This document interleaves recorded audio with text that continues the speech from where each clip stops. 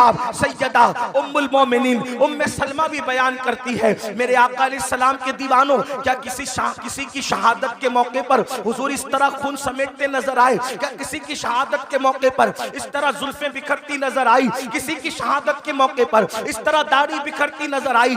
ऐसा क्यों हुआ? और याद रखना, फिर शहादत गाह भी घर के करीब नहीं है, शहादत गाह भी घर के करीब नहीं है, बहुत दूर लाया जाता है, मैदान में ठहराया जाता है। 22,000 के लश्कर को 72 से मुकाबला करवाया जाता है और 3 दिन भूखा प्यासा रख करके दर्दनाक अंदाज में शहादत होती है।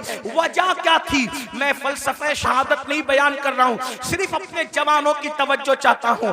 करबला सुनने के लिए आने वालों, करबला की दास्तान सुनने के लिए आने वालों, इमाम हुसैन का पैगाम सुनने के लिए आने वालों, मुझे बताओ कोई ये कह सकता था कुरान और अहले बैत को आका ने छोड़ा है तो कुरान तो मुझे पढ़ना नहीं आता? तो गोया के बताया जा रहा है जिसको कुरान पढ़ना नहीं आता, जो कुरान नहीं जानता, वो करबला में किरदार हुसैन देख ले, उसको समझ में आएगा कि कुरान का तर्जुमा क्या है। कुरान ताकों में रखा जाता है, हुसैन को कंधों पे बिठाया जाता है, कुरान नमाज में पढ़ा जाता है, लेकिन हुसैन के लिए सजदे तवील कर दिए जाते हैं। कुरान मिंबर पर से उसका पैगाम पहुंचाया जाता है, हुसैन के लिए मिंबर छोड़ के जमीन पे आया जाता है, कुरान को सीने से लगाया जाता है, हुसैन को जबान चुसाया जाता है, गोया के कुरान को जबान पे रखा जाता है और जबान पर हुसैन को रखा जाता है। अंदाजा तो फरमाए किस तरीके से खूबसूरत अंदाज है।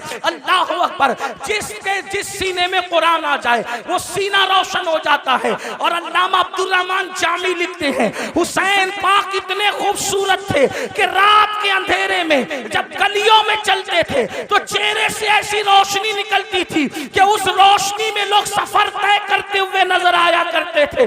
कुरान भी नूर है, हुसैन भी नूर है, कैसा नूर है? तो मेरे इमाम कहते तेरी नस्ल पाक में है बच्चा बच्चा नूर का, तू है आईने नूर, तेरा सब घराना नूर का, एक सीने तक मुशाबे, एक वहां से पांव तक हुस्न सित्तैन उनके जामों में है नीमा नूर का।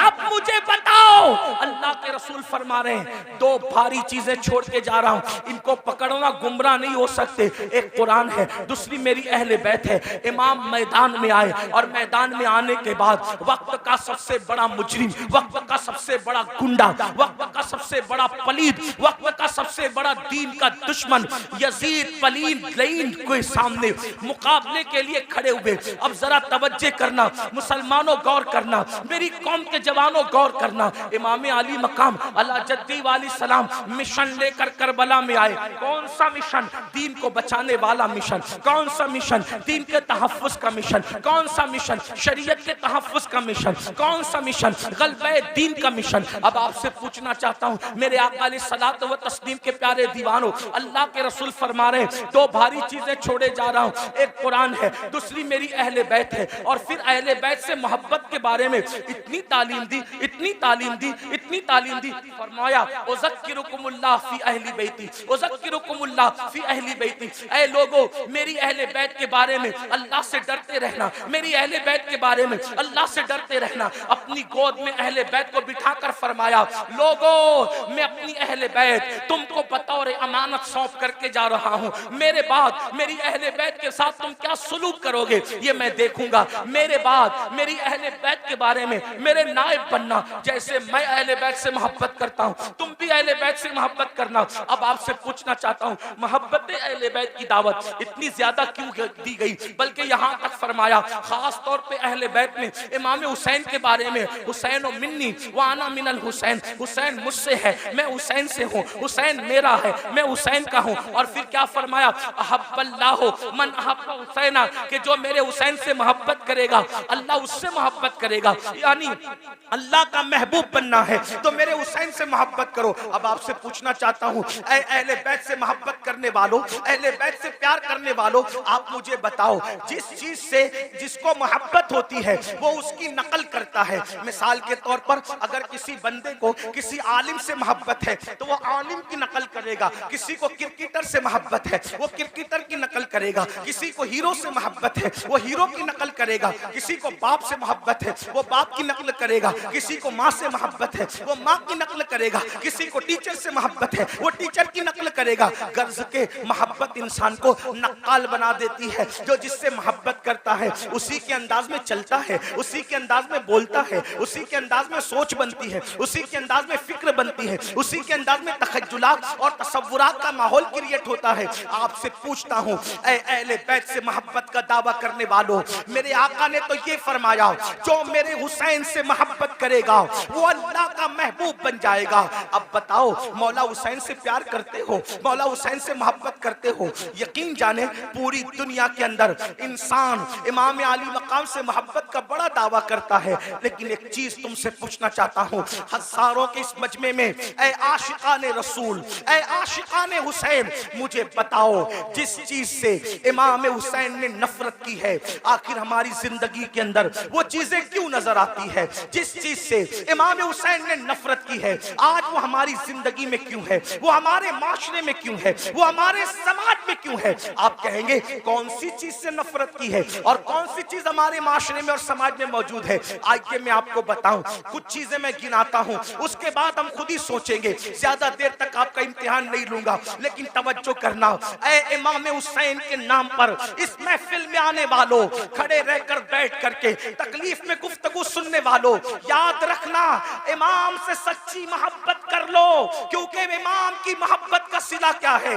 आका इरशाद फरमाते हैं, जो मेरी अहले बैत से मोहब्बत करेगा जन्नत में जहां मैं मोहम्मद रहूंगा, अहले बैत से मोहब्बत करने वाले भी मेरे साथ रहेंगे। सुभान अल्लाह, सुभान। इस मोहब्बत का नाराए रिसालत अल्लामा सैयद अमीरुल कादरी साहब क़िबला। इस मोहब्बत का सिला क्या है? हुजूर के साथ जन्नत में जाओगे, लेकिन मोहब्बत करो, मोहब्बत के नाम पे चीटिंग ना करो, मोहब्बत के नाम पर हेरा फेरी ना करो, मोहब्बत के नाम पे दिखावा मत करो, मोहब्बत करो अल्लाह अल्लाह। अब देखो, मोहब्बत का तकाजा ये है, जो जिससे मोहब्बत करता है उसके तरीके पर अमल करता है, जो जिससे मोहब्बत करता है वो जिस चीज से नफरत करे उससे नफरत करता है। मिसाल के तौर पे एक हदीस में पढ़ता हूँ, देखो मोहब्बत का मफहूम समझ में आएगा। अल्लाह अकबर, मदीने मुनव्वरा की सरजमीन है, मदीने की सरजमीन पर एक शख्स अपनी ऊँटनी को पाजेब पहना करके, अपनी ऊँटनी को पाजेब पहना करके ले करके जा रहा है। पाजेब समझते हैं पैर के अंदर, बैठ जाओ आप लोग, बैठ जाओ।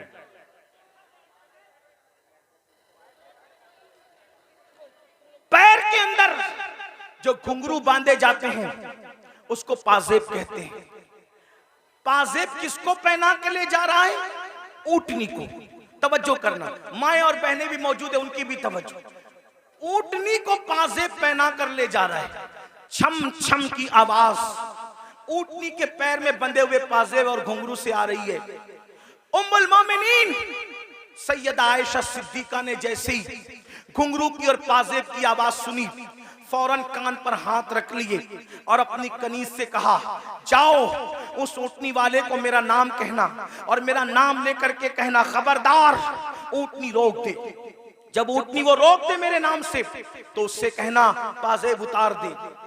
और पाजेब उतारने के बाद उसको कहना, जिस आवाज को अल्लाह के रसूल ने नापसंद किया है उस आवाज को आयशा कभी पसंद नहीं कर सकती। अल्लाह अकबर। मेरी कौम के जवानों, गौर से सुनो, हदीस पर तवज्जो करो। याद रखना, आज कोई अपने आप को कुछ भी टाइटल दे दे, जमीन के अंदर जाने के बाद पोल खुलेगी कौन क्या था। जबान से बड़े बड़े दावे करने वालों, अल्लाह से डरो। अल्लाह के यहाँ अदल है, अल्लाह के यहाँ इंसाफ है, अल्लाह के यहाँ चेक करने का मामला है। अब आदमी अपने आप को जो चाहे कह ले। अल्लाह अकबर। ऊँट के पैर में पाजेब बंधे हैं, उन पाजेब के बारे में उम्मुल मोमिनीन ने कान पर हाथ रख लिया। कनीज जाती है, जा करके उस ऊँटनी वाली से वाले से कहती है, ए ऊँटनी वाले, ए शुतरबान, याद रख उम्मुल मोमिनीन का हुक्म है, ऊँटनी को रोक दे और पाजेब निकाल दे। अम्मा जान का हुक्म कौन टाल सकता था? उसने फौरन ऊँटनी रोक दी। ऊँटनी रोकने के बाद पाजेब निकाल दिए। निकालने के बाद आया उम्मुल मोमिनीन के पास, अम्मा जान आपने पाजेब निकालने का हुक्म दिया। उम्मुल मोमिनीन कहती है, ऐ शुतरबान, ऐ ऊँट चराने वाले, जिस आवाज को मेरे महबूब ने नापसंद किया है उस आवाज को मैं कैसे पसंद कर सकती हूँ? जो आवाज मेरे महबूब को तकलीफ पहुंचाती थी उस आवाज को मैं कैसे पसंद कर सकती हूँ? इसलिए पाजेब में घुंघरू न डाल और उसको ऊँट के पैर में न डाल। तो वो कितनी सादगी से कहता है, देखो लोग कितने सादा होते हैं, बड़ी सादगी से कहता है, अम्मा जान ये ऊँटनी तो जानवर है, जानवर को घुंघरू पहनाने पर क्या गुनाह हो सकता है? अल्लाह अकबर, तवज्जो करें। अम्मा जान ऊँटनी तो जानवर है, तो जानवर पे तो कोई शरीयत का हुक्म नहीं है, जानवर को पाजेब पहनाने पे क्या हो सकता है? उम्मुल मोमिनीन का जवाब सुनो, फरमाती है, नादान, ऊँटनी तो जानवर है, जानवर, मगर तू तो जानवर नहीं है, तू तो इंसान है। जिस चीज को हमारे महबूब ने नापसंद किया है, मोहब्बत का तकाजा है कि उस चीज को हम भी नापसंद करें। अब आपसे पूछना चाहता हूं, हुसैन के नाम पर बच्चे, जान, माल सब कुर्बान करने की बात करने वाले मेरे जवान, मुझे बता कि यजीद बांसुरी की आवाज सुनता था, यजीद ढोल की आवाज सुनता था। मौला हुसैन इस गैरत के साथ आए थे कि जो आवाज मौसीकी और म्यूजिक की मेरे नाना को नापसंद थी, यजीद प्रमोट कर रहा है। हुसैन ने उसको नापसंद करते हुए उस आवाज के खिलाफ एहतजाज रिकॉर्ड कराया, एहतजाज दर्ज कराया, घर के घर लुटाया।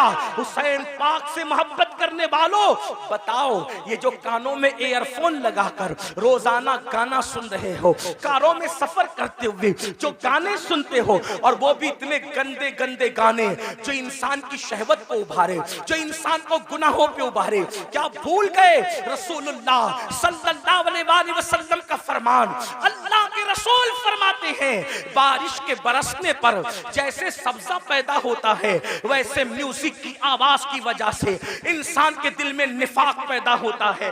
मैं ये तो नहीं कहता कि लोग मुनाफिक हो गए, मगर अल्लाह के रसूल फरमा रहे हैं, म्यूजिक सुनोगे तो दिल में निफाक पैदा होगा। और निफाक किसको कहते हैं? जबान पर कलमा है और दिल में कुफ्र है, ये निफाक है। निफाक किसको कहते हैं? कि जबान पे कलमा हो और दिल में कुफ्र हो। और ये किससे पैदा होता है? ये म्यूजिक की वजह से। बताओ